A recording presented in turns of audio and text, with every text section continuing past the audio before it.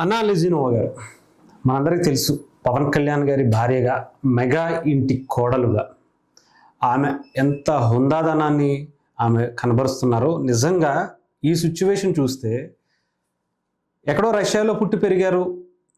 ఎంతో నిజంగా చెప్పాలంటే ఇప్పుడున్నటువంటి జనరేషన్కి ఇంకా మన భారతదేశం ఇంకా అలవాటు చేసుకోలేదు, కానీ రష్యా లాంటి ఇతర దేశాలు చాలా ఎక్కువగా అలవర్చుకున్నటువంటి దేశం నుంచి వచ్చి కూడా ఇక్కడ సంస్కృతి సాంప్రదాయాలను ఎక్కడా కూడా కించపరచడం అనేది పక్కన పెడితే ఎంత అద్భుతంగా ఆమె దాన్ని పాటిస్తున్నారో చూడండి.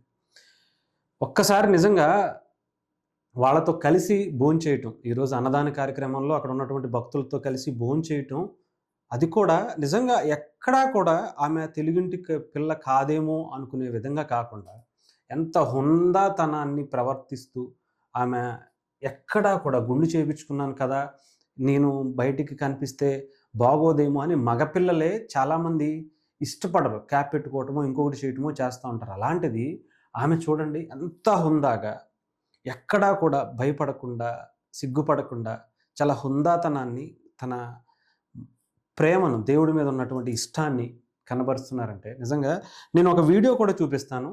దీని మీద కొంతమంది అలా గుండు చేయించుకోకూడదు అనేది కొంతమంది వాదన. ఒక పెద్ద ఆవిడ గతంలో ఇచ్చినటువంటి ఒక మాటను ఇప్పుడు నేను వినిపించదలుచుకున్నాను. ఒకసారి కొంతమందికి కొంత తెలుస్తుంది. తెలిసి తెలియకుండా మాట్లాడడం అనేది ఎవరు పడితే వాళ్ళు చేస్తూ ఉంటున్నారు.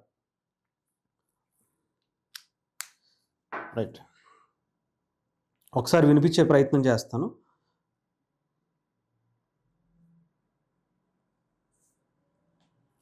మొత్తం ఇచ్చేయడము అన్నది సందర్భం ఎక్కడ అంటే, ఎప్పుడైతే నా అహంకారం అంతా వదులుకుంటున్నానో, నా అందమంతా ఉండేది జుట్టు, కట్టు, బొట్టు, ఈ మూడింట్లోనే కదా సౌందర్యం ఉండేది.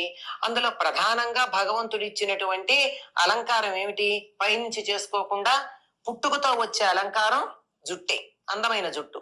ఆ జుట్టు నీకు ఇచ్చి అందాన్ని వదులుకుంటున్నాను, అహంకారాన్ని వదులుకుంటున్నాను, నాకు ఇంకా ఏమీ లేదు అని చెప్పి భగవంతుడికి సమర్పించుకునేవటం ఆడవాళ్ళు జుట్టు ఇవ్వడంలో ఉన్న పరమార్థం. అంటే ఇంకా ఇంతకన్నా నేను హీన స్థితికి దిగజారలేను స్వామి, నీ దయ కోసం ఇంతకన్నా కిందకి పడలేను అని చెప్పి ఇచ్చేటటువంటిది.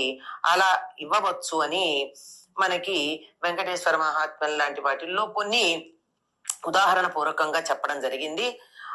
అందువల్ల ఇవ్వవచ్చు అని చాలా మంది చెప్తారు. అయితే సంప్రదాయబద్ధంగా స్త్రీలు జుట్టు ఇవ్వకూడదు ఏ సందర్భంలోనూ అని ఇది ఎప్పుడొచ్చింది? ఎప్పుడైతే స్త్రీలు బాల్య వివాహాలు చేసి బాల విధవలు తయారయ్యి వాళ్ళని పూలు, గాజులు, కుంకుమ ఇట్లాంటి వాటికి దూరం చేయడం మొదలు పెట్టిన కాలంలో భర్త పోంగానే స్త్రీలకి శిరోముండనం చేయించడం, జుట్టు తీయడం అలవాటైన తర్వాత ఆ సందర్భంలో జుట్టు తీస్తారు గనక దేవుడి దగ్గర కూడా ఇవ్వకూడదు అనేటటువంటి ఒక అభిప్రాయం వచ్చి ఉండవచ్చు. అందువల్ల ఇది ఎవరి సంప్రదాయాన్ని అనుసరించి ఇంట్లో పెద్దలు ఏది చెబితే దాన్ని పాటించటం ప్రధానం. ఎందుకు ఇన్ని రకాల చర్చలు వచ్చాయి అన్న విషయాన్ని మాత్రమే నేను మీతో ప్రస్తావించడం జరిగింది. నాకు తెలిసిన వరకు స్వామికి జుట్టు అంటే తలనీలాలు వెంకటేశ్వర స్వామికి సమర్పించటంలో ఎటువంటి దోషం లేదు. ఇది ఒక పెద్ద ఆవిడ బాగా పాటించే ఆవిడ చెప్పినటువంటి విషయాలు. అయినా అన్నా లెజినోవా గారు ఎక్కడ ఇతర దేశస్తురాలు అయ్యుండి, ఇతర మతస్థురాలు అయ్యుండి కూడా మన సంస్కృతి సాంప్రదాయాలు, మన దేవుణ్ణి నమ్ముకున్నటువంటి వ్యక్తిగా ఒక కొడుకుకి అలా ఒక యాక్సిడెంట్ అవ్వటం వల్ల వెంటనే నేను ఇది కోలుకుంటే నేను వచ్చి ఇది మొక్కు తీర్చుకుంటానని ఆమె మొక్కుకోవటం, వెంటనే రావటం. ఆమె ఎక్కడా కూడా ఇంకొకళ్ళు అయితే నిజంగా బయటికి తిరగడానికి కూడా ఇష్టపడేవాళ్ళు కాదు. కానీ అన్నా లెజినోవా గారు చూడండి, ఎక్కడా కూడా ఆమె సిగ్గుపడలా. నేను ఇచ్చింది దేవుడికే కదా, నా కొడుకు కోసం నేను ఇంతకన్నా ఏం చేయలేను దేవుడా, నాకు నా కొడుకు అంత ఇష్టం అని చెప్పి ఆ దేవుడికి చెప్పుకోవడం మాత్రాన్నే చూడాలి.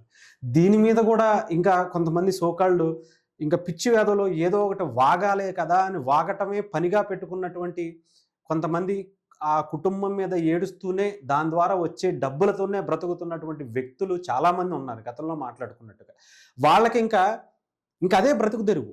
ఇంకా వేరే పనే ఉండదు. వాళ్ళ మీద పడి ఏడిస్తేనే వాళ్ళకి జీవనాధారం అనేది వస్తూ ఉంటుంది. ఓ రూపాయి వేస్తారు, ఆ రూపాయితో దాన్ని కొనుక్కొని తింటారు.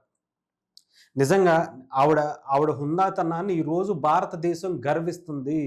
సనాతన ధర్మంలో సనాతన ధర్మం యొక్క నిజంగా విశిష్టత ఇంత అద్భుతంగా అర్థం చేసుకున్నటువంటి ఓ మహాతల్లి అని చెప్పి భారతదేశం అంతా ఆవిడని మెచ్చుకుంటుంది.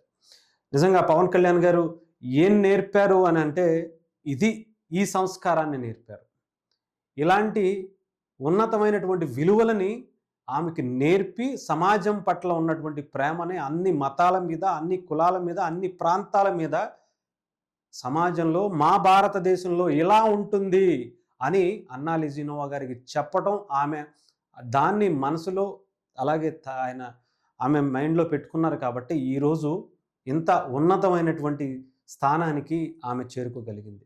ఇంకా దీని మీద కూడా కాంట్రవర్షియల్ చేస్తే మీరు నిజంగా మేమేం చెప్పాల్సిన అవసరంలా. ఇప్పటికే చాలామంది ఆ కోవలో వచ్చి, ఆ కోవలో మాట్లాడినటువంటి వ్యక్తులు ఎవరైతే ఉన్నారో, వాళ్ళు ఏ పరిస్థితులకు వెళ్ళారో, ఆ వెంకటేశ్వర స్వామితో పెట్టుకున్న వాళ్ళు, ఆ రాముడి మీద మాట్లాడిన వాళ్ళు, ఆ కృష్ణుడి మీద మాట్లాడినటువంటి ఎంతోమంది మాటలు ఈరోజు మోగబోయి ఏ పరిస్థితులకు వెళ్ళాయో, ఆ కాలమే, ఆ దేవుడే, వాళ్ళు నమ్మినటువంటి ఆ దేవుడు కూడా సమాధానం చెప్తాడు. ఎందుకంటే ఆమె కూడా క్రిస్టియానిటీని చాలా బలంగా పాటించేటువంటి వ్యక్తి. వాళ్ళ దేవుడు కూడా ఎప్పుడు ఇంకొక మతాన్ని, ఇంకొక ప్రాంతాన్ని, ఇంకొక కులాన్ని ద్వేషించమని చెప్పలేదని ఆమె చెప్పింది. వాళ్ళ గ్రంథం చెప్పింది కాబట్టి ఆమె ఈరోజు వెంకటేశ్వర స్వామి సన్నిధికి వచ్చి డిక్లరేషన్ ఫామ్ మీద సంతకం పెట్టి, నేను వెంకటేశ్వర స్వామిని పూర్తిగా నమ్ముతున్నాను. ఓ దేవా, నా కొడుకుని నాకు ఆయురారోగ్యాలతో ఇచ్చావు కనుక నేను నీకు ఈ మొక్కు చెల్లించుకుంటున్నాను అని చెప్పి చాలా ఉన్నతమైనటువంటి విలువలతో తెలియజేసింది. ఇంతకన్నా మనం ఏం చెప్పలేం. కొంతమంది వాగేవాళ్ళు వాగుతూనే ఉంటారు. వాళ్ళకి కాలమే సమాధానం చెప్తుంది.